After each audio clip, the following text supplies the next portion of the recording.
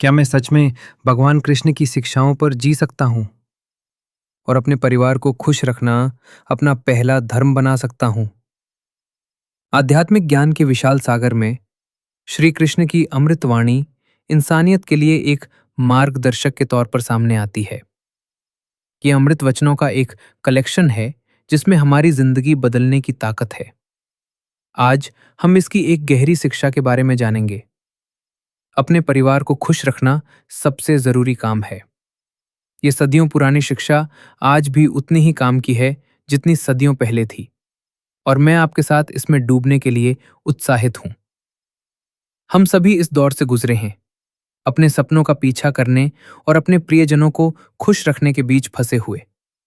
अपने पर्सनल लक्ष्यों में इतना फंस जाना आसान है कि हम उन लोगों को भूल जाते हैं जो सबसे ज्यादा मायने रखते हैं।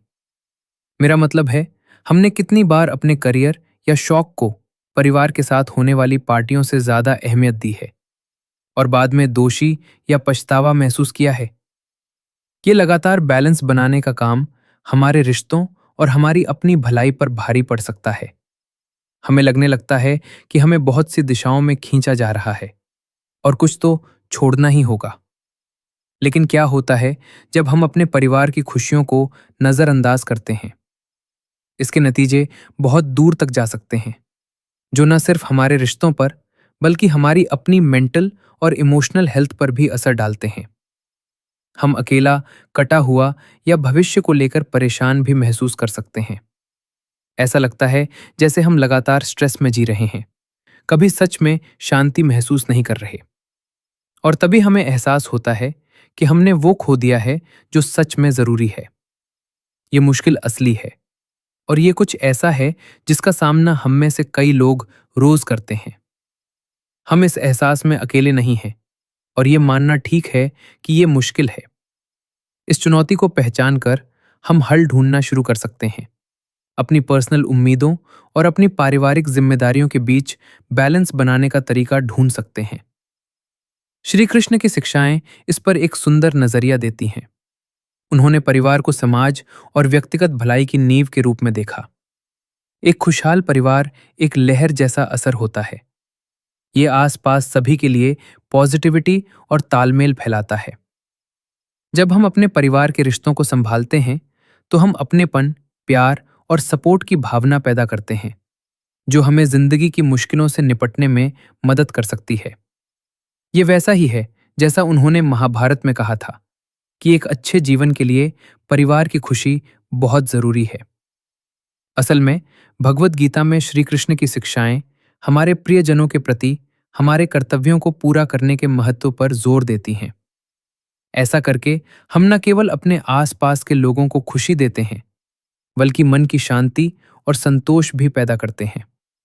ये विन विन सिचुएशन है। जब हम अपने परिवार की खुशी को प्राथमिकता देते हैं तो हम ये सिर्फ उनके लिए नहीं कर रहे होते, हम ये अपने लिए भी कर रहे होते हैं। तो श्री कृष्ण का इस बारे में क्या कहना है?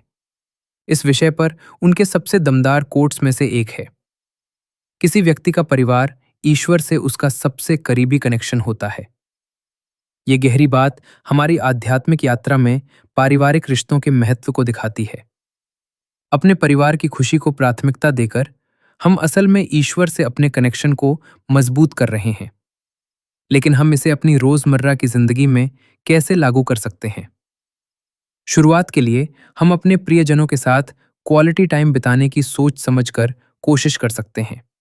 ऐसी एक्टिविटीज में शामिल हो सकते हैं जिनसे हमें साथ में खुशी मिले, और हमदर्दी और समझ की प्रैक्टिस कर सकते हैं।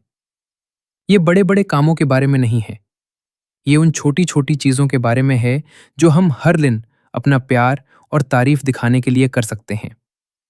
श्री कृष्ण की अमृतवाणी से ये बात साफ है, परिवार की खुशी को प्राथमिकता देना सिर्फ एक सामाजिक जिम्मेदारी नहीं, बल्कि एक आध्यात्मिक फर्ज है।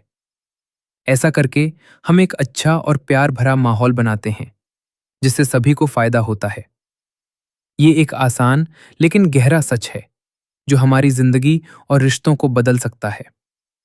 अगर आप इस सीख से प्रेरित हुए हैं तो मुझे नीचे कमेंट्स में आपके विचार जानना अच्छा लगेगा। पुरानी ज्ञान की और जानकारी के लिए हमारे चैनल को सब्सक्राइब करना ना भूलें।